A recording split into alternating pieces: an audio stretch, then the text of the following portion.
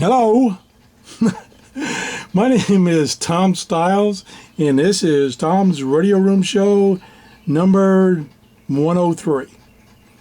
Why am I showing up in the video like this? Well, I'm down in my workshop, and the tripod that I use for recording my videos got knocked over, and one of the legs broke off.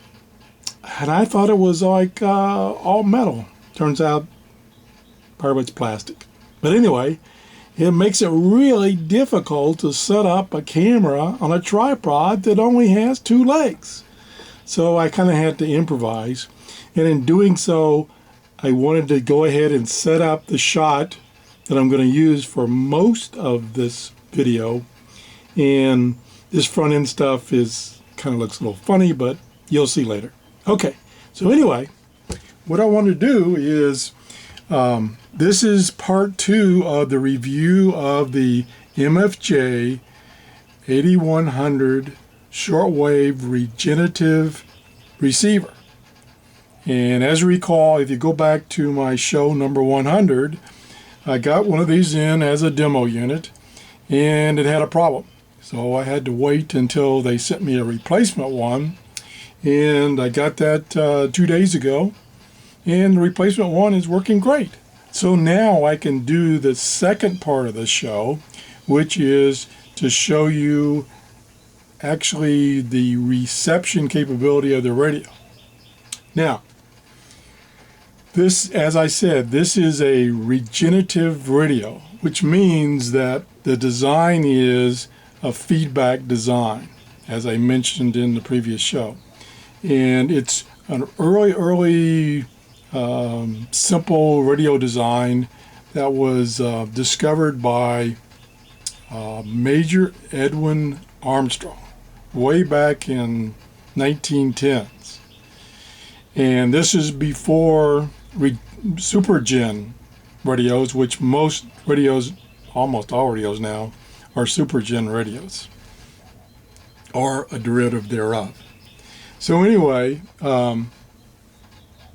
the concept of the regenerative radio is a very simple design, and it's based on having the input signal, part of it fed back to the input receiver, RF receiver again, and back again, therefore each time getting a higher signal. So it brings some little complications with it, with that circuitry. And you would ask, why am I even reviewing a radio that's, number one, older technology, number two, it's difficult to tune, and well, why would I do this? Well, because as I mentioned before, this comes in a kit form. You can actually build this radio from a kit. So if you're into that kind of thing, it's super, because it's very easy to build. You learn something about the circuitry when you build it, and it's fun. So us radio geeks don't mind if it's a little difficult to tune, as compared to the new radios where you punch in the frequency and you listen. There's no tuning required. The computer microcontroller does all the tuning. Now, so bottom line, be forewarned, this radio is a little difficult to tune. And another thing, besides the tuning, it's also susceptible to capacitance touching the radio. So the tuning dials are made of plastic, so that insulates you, so it doesn't normally, just keep your hands on the tuning dials, it doesn't interfere with your tuning and detune, and then when you go to let go of it, it goes off frequency. So you just got to remember to not touch the chassis.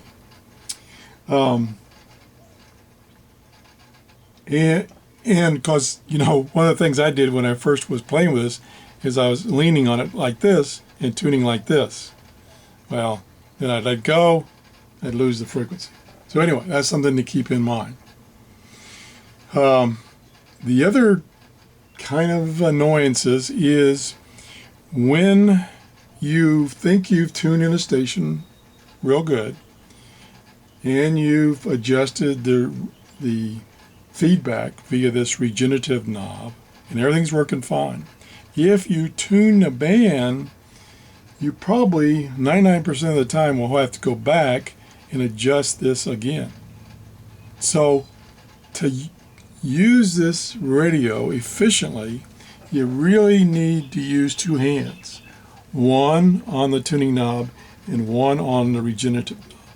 Now I'll try not to do that because that would totally cover up the front of the radio and you couldn't see it. So anyway, here we go. I've got it hooked up to an outside antenna. It's a half wave, just long wire antenna. It's I think it's 83 feet long, and so it's nothing special, but it's convenient, and that's one I use in my shop here to test things. Nothing special about the antenna. The other thing is that you normally hook up headphones because it has no built-in speaker. It has a very, very small audio amplifier, so you need something that either is very efficient like headphones or earbuds or an amplified speaker. So what I've done for this illustration is I've hooked it up to my audio input to my computer, and I'm using my computer speakers, which are located way up there. So the audio may be low, I don't know. Hopefully not. I'll try to keep it high enough that you can hear it, but not too high. I'll try. So anyway, with all that said, here we go. So turn on the power button, it's on. Turn up the audio.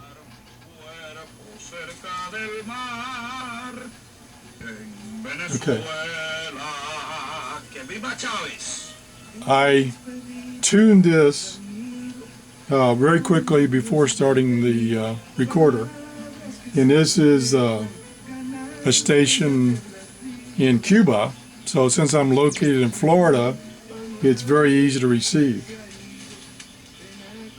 Now, one thing about this type of radio, it's number one, it's very sensitive, and number two, it's very selective for tuning frequencies out. Now, I say that, but there's also a problem if you have a local station, I'm talking about within 20 or 30 miles or so, that is extremely strong, it will come in the radio on all frequencies. So you have to be a little careful of that. So right now I'm on band B, and let me see here, according to my notes, band B is 5.85, we'll turn this down a little bit, 5.85 to 7.4 megahertz. Now, the other thing, and I doubt if it will show up on my recording, but this tuning dial, not very easy to read. It's definitely not very easy to read. It's black writing on the aluminum case, so it's not very contrasting, and it's very small print, of course, so it's a little hard to read.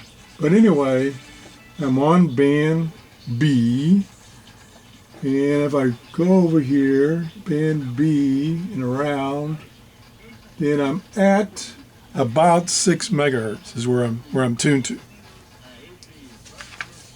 Okay, so that's where that station is, and it's coming in very clear. Now we'll take the risk of trying to tune another station, since I cheated before.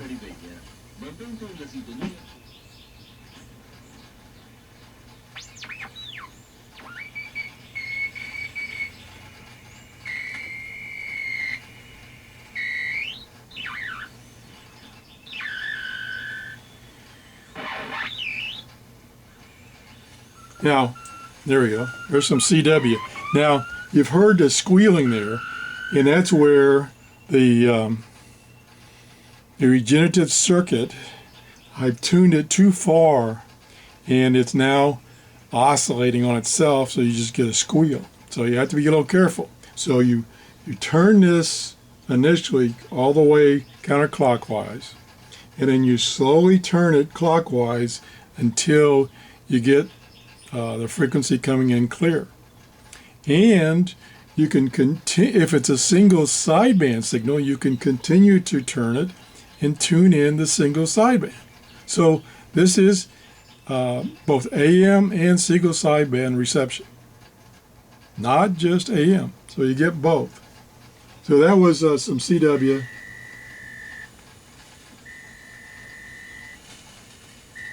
Now there's some data, more CW. Okay, we'll turn this down a little bit.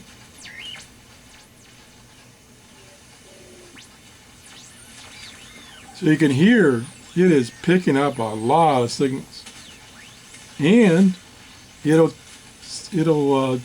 tune right into those signals. Again, having to adjust the tuning knob, which is, by the way, very, very smooth. It's a very smooth knob, and it's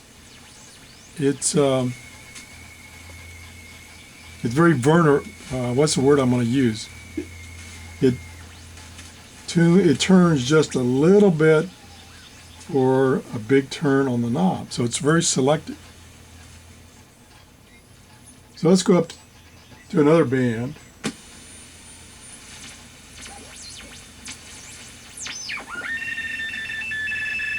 That sounds like RTTY.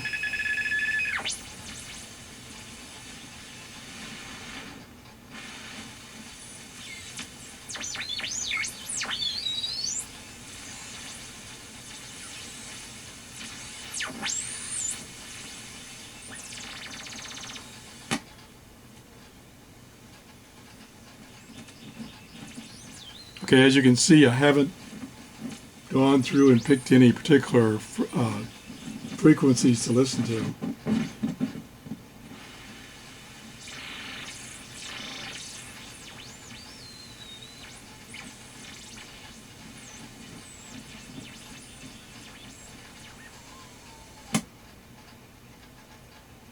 Now, let's see. Now, one of the things I do when I'm checking radios out, trying to get some idea of how good they are, is there is a government transmitter that transmits the time, WWV it's called, and it's on, for instance, it's on 10 megahertz, 5 megahertz, 15 megahertz, and so on. So that's usually a good indication of reception. Now, like everything else on shortwave, it's totally dependent on weather conditions, of whether it's a strong signal or a weak signal. So we're just going to try that right now. So I'll go to band C, and I'll go down to 10 megahertz.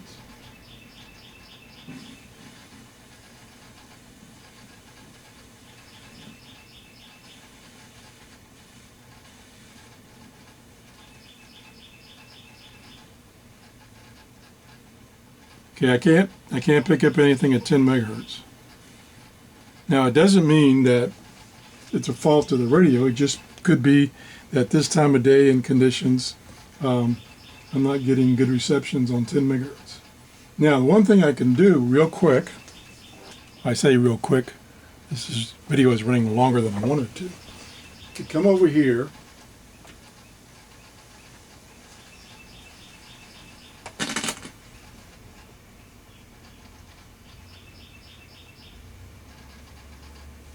And I've switched on my ICOM IC71A receiver, and I'm going to try to tune it to 10 megahertz. And you can see even that radio not picking anything up. So there's just nothing coming in on that frequency right now. So I'm going to switch the antenna back to this guy, and let's go turn to another portion of the band.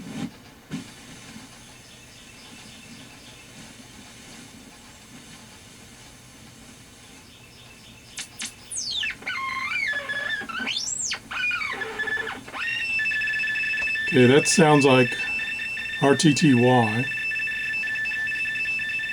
Let's see.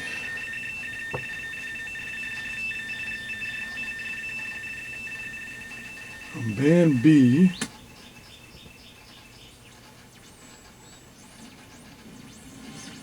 now like I said, every time you choose a different part of the frequency, you got to retune this regenerative.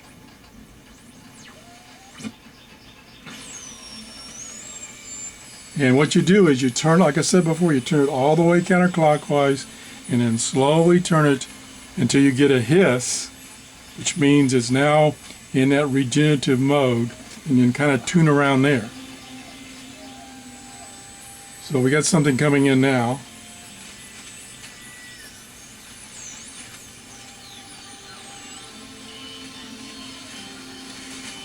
Sounds like some kind of church service. So anyway, I'm kind of running over my allotted time here that I said I would try to keep this under. So you can see that, yes, it does take a little work to tune because you've got to continuously adjust this feedback knob, the regenerative knob. But it's very selective. So now that propagation is changing and that station is coming in louder. Plus, the other thing I've noticed that when you tune a station, sometimes if you just leave it alone for 10 or 15 seconds, it will kind of, it appears that it's self-tuning and the signal will get stronger. And then it is good, like this just did. So anyway, that's a review for today. I think this is an excellent buy. If you're into tweaking and tuning radios, which I love to do, plus it comes in two forms. It comes in a kit form from MFJ for $80, and this one, which is the wired version, is $110 if you're not into wiring it.